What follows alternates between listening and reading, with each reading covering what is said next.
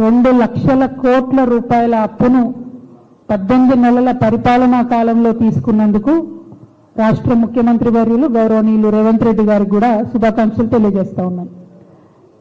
తెలంగాణ ప్రజల నెత్తి మీద గుదిబండలాగా 18 నెలల కాలంలో 2 లక్షల కోట్లు అప్పు తీసుకొచ్చినటువంటి ఘనత, గొప్పతనం, పరిపాలనా చాతుర్యం అంతా కూడా రేవంత్ రెడ్డి గారికే దక్కుతుంది. మరి మీకు ఒక విషయం తెలుసు, జనరల్గా నేను ఎప్పుడు కూడా నిర్దిష్టమైనటువంటి ఆధారాలు లేకుండా, కాగితాలు లేకుండా, ప్రూఫ్ లేకుండా ఎవరి మీద కూడా ఎప్పుడు అలిగేషన్ చేయలేదు. ఇవాళ ముఖ్యమంత్రి గారికి సంబంధించి నా దగ్గర ముఖ్యమైనటువంటి ఆధారాలు ఉన్నాయి.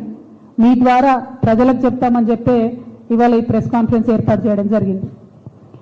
ప్రత్యేకించి మన రాష్ట్ర ముఖ్యమంత్రి గారు ఎప్పుడు ఒక మాట చెప్తూ ఉంటారు, మేము అప్పులు తీసుకొచ్చిన అప్పులు ఏం చేస్తున్నామంటే కేసీఆర్ గారు ఇదివరకు తీసుకొచ్చినటువంటి అప్పుల్ని తిరిగి చెల్లిస్తున్నాం, నెలకు 6,500 కోట్లు రుణాలను మేము తిరిగి చెల్లిస్తున్నాం, కాబట్టే మేము పెన్షన్లు కాబట్టే మేము ఫీ రీఎంబర్స్మెంట్ ఇవ్వలేకపోతున్నాం, కాబట్టే మేము హాస్పిటల్లో మందులు పెట్టలేకపోతున్నాం, సూది లేనటువంటి స్థితిని తీసుకొచ్చినాం, దీనికి అంతటికీ కేసీఆర్ గారి కారణమని చెప్తారు.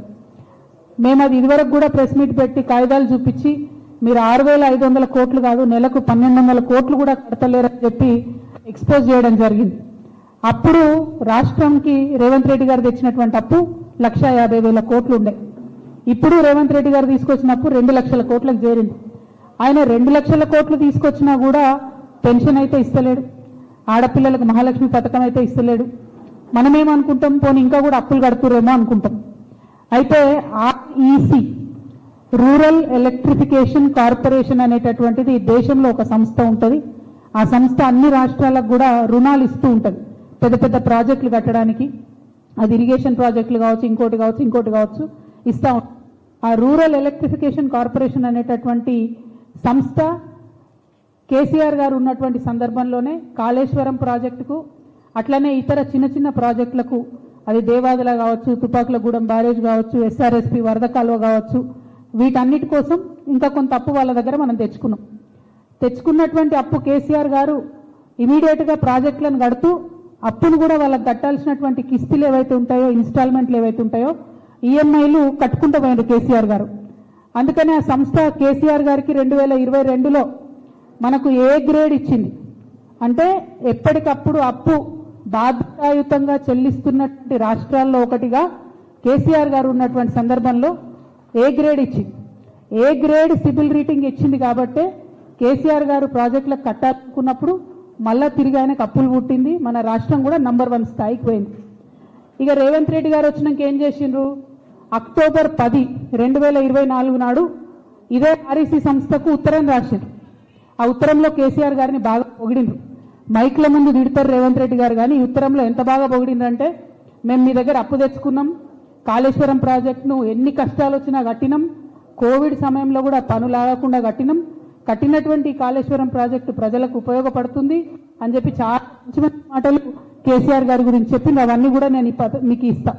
అయితే ఇందులో రేవంత్ రెడ్డి గారు ఏం అడుగుతారు అని అంటే, మన రామకృష్ణారావు గారు రాసిన ఉత్తరం ఆర్ఈసీకి లోన్ని రీస్ట్రక్చర్ చేయండి అని అడిగింది. కేసీఆర్ గారేమో కాళేశ్వరంకు తెచ్చినటువంటి లోను 2035 కల్లా ఫినిష్ చేద్దామంటే రేవంత్ రెడ్డి గారు 2040 వరకు కట్టుకుంటూ పోతాం, ఈ లోన్ను మాకు ఎక్స్టెండ్ చేయండి అని మొదటి ఉత్తరం రాసిండ్రు. తర్వాత వాళ్ళు మళ్ళా రిప్లై రాసిండ్రు, మేము మీకు లోను పెంచలేము, మీకు 2035 లోపలనే మీరు ఫినిష్ చేసుకోవాలి, మీరు కట్టాల్సినటువంటి కిస్తీలని టైంకి కట్టాలి అని రాస్తూ వాళ్ళు ఒక అలిగేషన్ చేస్తారు. ఏమనంటే, గత 3 నెలలుగా, అంటే ఇది 2024లో వచ్చినటువంటి ఉత్తరం, జరుగుతున్నటువంటి ప్రతి ఉత్తరాల్లో వాళ్ళు ఏమంటారంటే, మీరు డెట్ సర్వీసింగ్లో కన్సిస్టెంట్ డిఫాల్ట్ చేస్తున్నారు, అంటే మీరు కట్టాల్సింది కడతలేరు, 3 నెలలుగా కట్టాల్సింది కడతలేరు, ఆర్బీఐలో ఒక్క రోజు లేట్ అయినా కూడా మా సంస్థకు చెడ్డ పేరు వస్తుంది, కాబట్టి మీరు తక్షణమే అప్పు చెల్లించండి అని చెప్పి వాళ్ళు నవంబర్ 2024లో రాసిండ్రు. రాస్తే కూడా రాష్ట్ర ప్రభుత్వం చీమగుట్టినట్టు కూడా లేకుండా కాళేశ్వరం ప్రాజెక్ట్ని కంప్లీట్గా ఒక నాన్ పెర్ఫార్మింగ్ అసెట్గా మార్చాలని చెప్పి వాళ్ళు విస్మరించిండ్రు. ఉత్తర ప్రత్యుత్తరాలు జరుగుతూనే ఉన్నాయి మొత్తం సంవత్సర కాలంగా. ఇవాళ మొన్న 20 రోజుల కింద జూన్ 6 నాడు ఆ సంస్థ మళ్ళా ఉత్తరం రాసింది రాష్ట్ర ప్రభుత్వానికి. ఏమనంటే 28 జూన్ అంటే ఎల్లుండి 28 జూన్ లోపల మీరు కట్టాల్సినటువంటి 1321 కోట్లు కడతారా, లేకపోతే డిఫాల్ట్ అని చెప్పి మీరు ఎన్పిఏ అని చెప్పి మేము రాయాలన్నా. అట్లా రాస్తే క్లియర్గా చెప్తారు, మీ రాష్ట్రానికి ఇబ్బంది, మా సంస్థకు కూడా ఇబ్బంది, ఇద్దరి రేటింగ్స్ పడిపోతాయి, దయచేసి వెంటనే కట్టండి అని చెప్పింది. నేను ఇవాళ ముఖ్యమంత్రి గారిని ప్రజల తరఫున డిమాండ్ చేసేది ఒకటే, ఏంటంటే మీరు 2 లక్షల కోట్లు అప్పు తెచ్చిరు ఇప్పటి వరకు, మీరు కడతామని చెప్పినటువంటి అప్పు కడతలేరని ఆ సంస్థనే చెప్తున్నది. ఏం చెప్తొచ్చారు మీరు? కాళేశ్వరంలో 1000 కోట్ల అప్పు కేసీఆర్ తెచ్చి నేను కడుతున్నాను, కడతలేరని నేను ఆధారాలు ప్రెస్ మిత్రులకు ఇస్తున్నా, పత్రికా మిత్రులకు ఇస్తున్నా. మరి ప్రభుత్వం ఇప్పుడు జవాబు ఏం చెప్తుంది?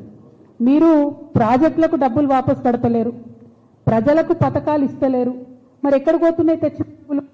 ఎందుకు రాష్ట్రం మీద అప్పులు తీసుకొచ్చి ఎక్కడికి మళ్ళీ ఇస్తున్నారు?